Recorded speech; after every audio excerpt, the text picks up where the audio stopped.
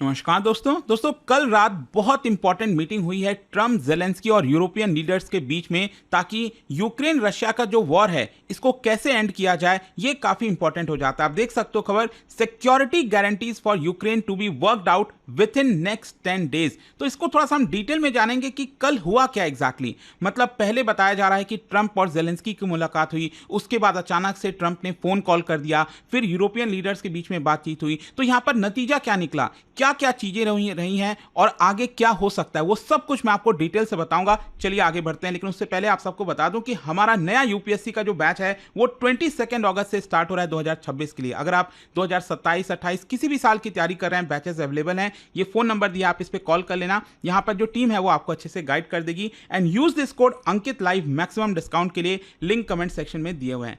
चलिए शुरुआत करते हैं। सबसे पहले देखते हैं कि एग्जैक्टली हो क्या रहा है। देखिए, जेलेंस्की और ट्रम्प के बीच जब पहली बार मुलाकात हुई थी तो आप सबको याद होगा किस तरह से इंसल्ट किया गया था जेलेंस्की को। तो यहां पर इनफैक्ट वो जो कपड़ा पहन के आए थे उसके ऊपर भी कमेंट किया गया एक रिपोर्टर के द्वारा, और कहा गया कि यहां पर आप एक सूट क्यों नहीं पहन के आते। लेकिन कल यहां पर जो मुलाकात हुआ है जेलेंस्की और ट्रम्प के बीच, आप देख सकते हो इनफैक्ट जैसे ही जेलेंस्की गाड़ी से उतरते हैं और ट्रम्प रिसीव करते हैं तो ट्रम्प ने पहली बार ही एक तरह से तारीफ कर दी कि अच्छा सूट लग रहा है, और जेलेंस्की का भी कहना था कि हाँ, this was the best one I had.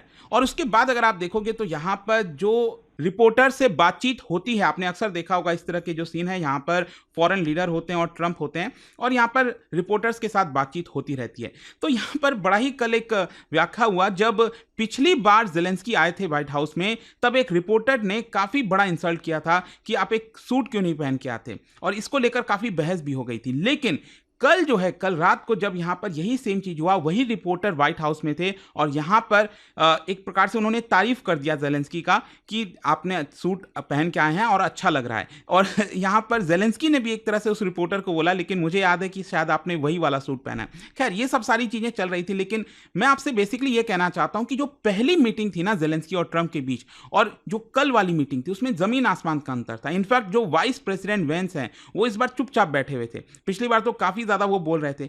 लेकिन यहां पर इंपॉर्टेंट यह है कि कल बेसिकली दो पार्ट में मीटिंग हुआ। सबसे पहले जेलेंस्की और ट्रम्प के बीच में बातचीत हुई, क्योंकि आपको याद होगा जब अलास्का से आए थे, मतलब अलास्का में कोशिश ये थी ट्रम्प की कि यहां पर सीज फायर कराया जा सके, जो कि पॉसिबल नहीं हो पाया।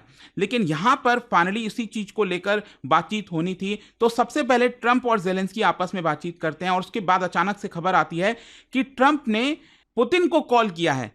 और क्या बातचीत हुई होगी, क्या नहीं हुआ होगा, इसके बारे में तो देखो पब्लिकली चीजें डिटेल नहीं की गई हैं। लेकिन उसके बाद देखिए क्या होता है, यूरोपियन लीडर्स जेलेंस्की और ट्रम्प सभी के बीच में यहां पर बातचीत होती है। और इसके अंदर कौन कौन पार्टिसिपेट कर रहा था, अगर आप यूरोप की तरफ से देखोगे तो जो नेटो के सेक्रेटरी हैं जनरल मार्क रूट, इसके अलावा European Commission President Ursula von der Leyen, और इसके साथ साथ फ्रांस के लीडर, जर्मनी के जो चांसलर हैं, इसके अलावा इटली, साथ ही साथ यूके और फिनलैंड, इन सभी के जो लीडर्स हैं वो यहां पर मौजूद थे। यूएस की तरफ से यहां पर ट्रम्प तो थे ही, लेकिन साथ ही साथ vice president, secretary of state Marco Rubio, treasury secretary Scott Bessent और डिफेंस सेक्रेटरी मौजूद थे, और यूक्रेन की तरफ से जेलेंस्की थे। तो इन सबके बीच में मीटिंग हुआ। लेकिन इंपॉर्टेंट क्या है कि आखिरकार डिस्कशन में क्या नतीजा सामने आया।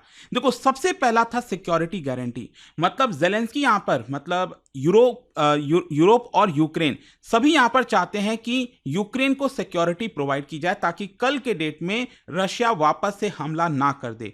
तो यहां पर क्या था ना कि ट्रम्प का स्टैंस ये है कि यूरोप जो चाहता है कि गारंटी दिया जाए, सिक्योरिटी गारंटी दिया जाए, इसके लिए अमेरिका रेडी है, इसके लिए ट्रम्प रेडी है। इनफैक्ट अगर आप अलास्का में जो मीटिंग देखोगे तो उसमें भी यही चीज सामने निकल कर आई थी कि पुतिन भी इस चीज के लिए रेडी है कि अगर आपको सिक्योरिटी गारंटी देना है यूक्रेन को तो वो आप दे सकते हो, हमें कोई प्रॉब्लम नहीं है।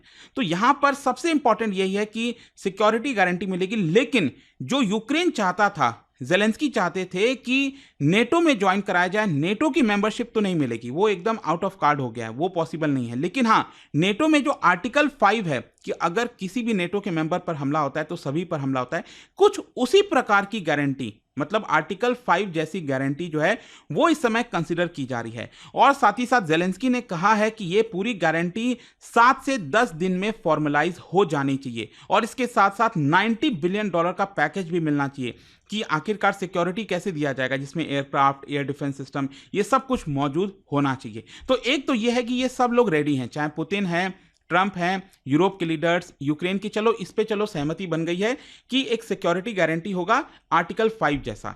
लेकिन दूसरा यहां पर जो एक अहम मुद्दा है वो है सीज फायर का डिबेट। एक्चुअली क्या है कि ट्रंप का पोजीशन ये रहा है कि सीज फायर बाद में करेंगे, पहले पीस डील कर लेते हैं, मतलब एक डील कर लेते हैं पहले और उसके बाद सीज फायर करेंगे। लेकिन यूरोप का पोजीशन यहां पर यह है, स्पेशली फ्रांस के जो प्रेसिडेंट हैं मैक्रोन, जर्मनी के जो चांसलर हैं, इन सबका यह कहना है कि पहले सीज फायर होना चाहिए और तब हम यहां पर किसी डील को लेकर मानेंगे।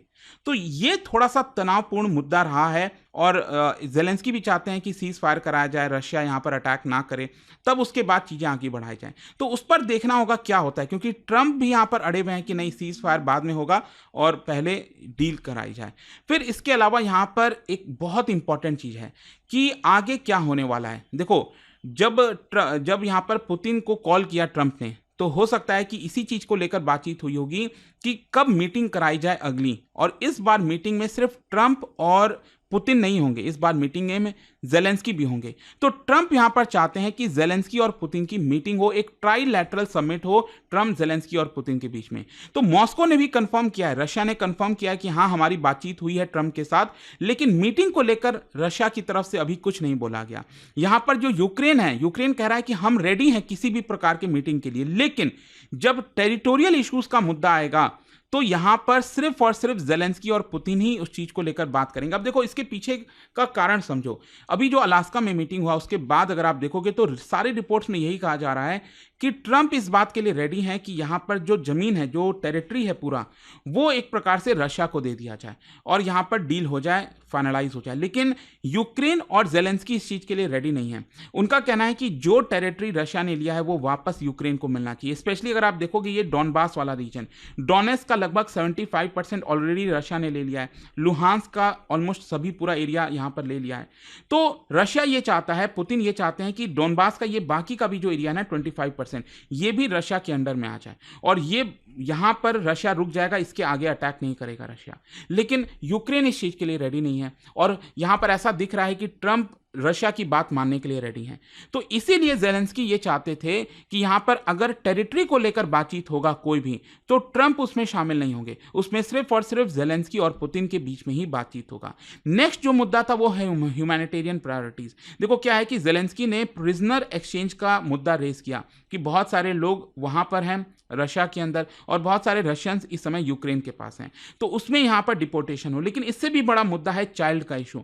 बेसिकली बोला यह जा रहा है कि बहुत सारे बच्चे इस समय रशियन टेरिटरी में, रशिया के पास हैं। तो इनफैक्ट अगर आप देखोगे तो मेलेनिया ट्रंप जो वाइफ हैं ट्रंप की, तो उन्होंने भी एक लेटर लिखा पुतिन को और कहा कि देखिए, कम से कम बच्चों को तो इससे दूर रखना चाहिए, बच्चों को वापस कर देना चाहिए। तो इन सबको भी लेकर बातचीत हो रहा है कि कैसे कॉन्फिडेंस बिल्डिंग मेजर्स अपनाए जाए। और यूरोप का भी यही कहना है कि अगर बच्चों को पहले वापस कर दिया जाता है, ह्यूमैनिटेरियन इश्यूज रिजॉल्व किए जाते हैं, तब और आसान होगा आगे चीजों को लेकर जाने के लिए। और इन सारे चीजों के बीच में अगर हम यूरोपियन लीडर्स के रोल की बात करें तो देखो, यहां पर यूक्रेनियन गारंटी ये एक सबसे इंपॉर्टेंट चीज निकल कर आई है। क्या है ना कि अब यूरोप का ये कहना है कि यूक्रेन को गारंटी प्रोवाइड करना ये सिर्फ यूक्रेन के भलाई के लिए नहीं है, ये पूरे आपका समझिए यूरोप के लिए इंपॉर्टेंट है, क्योंकि ये एक बफर की तरह हो गया। आप समझो, यहां पर रशिया है पूरा, फिर इधर आपका यूरोप आ जाता है और इस समय यूक्रेन एक बफर की तरह काम कर रहा है। तो यहां पर यूरोप को डर यह है कि यूक्रेन के वेस्टर्न पार्ट तक रशिया ना पहुंच जाए, क्योंकि अगर यहां पर मान लो सोचो पूरा एक्वायर कर लेगा, पूरा इंस्टेबिलिटी आ जाएगी, तो उसका असर फिर यूरोप के ऊपर होगा। तो यूरोप यहां पर अब चाहता है कि यूक्रेन सुरक्षित रहें, ज़ेलेंस्की सुरक्षित रहें, ताकि रशिया दूर ही रहे उनसे थोड़ा सा। तो इसीलिए अगर आप देखोगे तो यहां पर जो मैक्रोन है फ्रांस के राष्ट्रपति, उन्होंने कहा कि guarantees protect Europe itself, it is not just about Ukraine. जो जर्मन के चांसलर उन्होंने कहा कि next steps complicated state cease fire preference, मतलब वो चाहते हैं कि सीज फायर यहां पर कराया जाए और यूक्रेन को प्रोटेक्ट किया जाए। मतलब सभी यूरोपियन लीडर्स ने एम्फसाइज किया यूनिटी और स्ट्रैटेजिकली एक प्रकार से ट्रंप को भी प्रेस किया। देखो ये भी बड़ा इंटरेस्टिंग है कि कल जो मीटिंग हुआ ना, ये इतना स्मूथली इसलिए चला गया क्योंकि सब लोग प्रेस कर रहे थे, ट्रंप की खूब तारीफ कर रहे थे। और एक्चुअली यही हो रहा है, मतलब ज़ेलेंस्की को भी कहीं ना कहीं समझाया गया होगा कि देखो, ट्रंप से थोड़ा सा अलग तरीके से डील करना है, खूब तारीफ करो, खूब उनको प्रशंसा करो, वो खुश होंगे, कहो कि नोबेल पीस प्राइज मिलेगा आपको। तो और इसीलिए अगर आप देखोगे तो यहाँ पर जब भारत और यूएस के बीच में इतना ज़्यादा तनाव चल रहा है, ट्रंप और मोदी के बीच में आप कह सकते हो, तो इजराइल के राष्ट्रपति नेतन्याहू उन्होंने स्टेटमेंट दिया कि मैं पीएम मोदी को समझाऊंगा कि कैसे ट्रम्प से डील करना है। तो आप समझ रहे हो ना कि डील कैसे करना है ट्रम्प से, वो क्या है। बेसिकली ट्रम्प की खूब तारीफ करो, कहो कि नोबेल पीस प्राइज आप ही को मिलना चाहिए, तो सब कुछ स्मूथ चला जाएगा। खैर जो भी है, यहां पर अल्टीमेटली क्वेश्चन यही है कि जेलेंस्की के लिए क्या फायदा है, क्या नुकसान है, क्या इश्यूज हैं। देखो, अगर हम फायदा की बात करें तो एक तो यूएस चाहता है, ट्रम्प ने एग्री किया है यूरोपियन लेड गारंटी पर, मतलब उस सिक्योरिटी के लिए पर्सपेक्टिव से, तो ये यूक्रेन के लिए अच्छी बात है। जेलेंस्की खुश हैं और साथ ही साथ फरवरी के मुकाबले इस बार चीज़ें काफ़ी स्मूथली चली। अगले 7 से 10 दिन में जो गारंटी फ्रेमवर्क है वो तैयार हो जाएगा, तो ये फेवर में है जेलेंस्की के।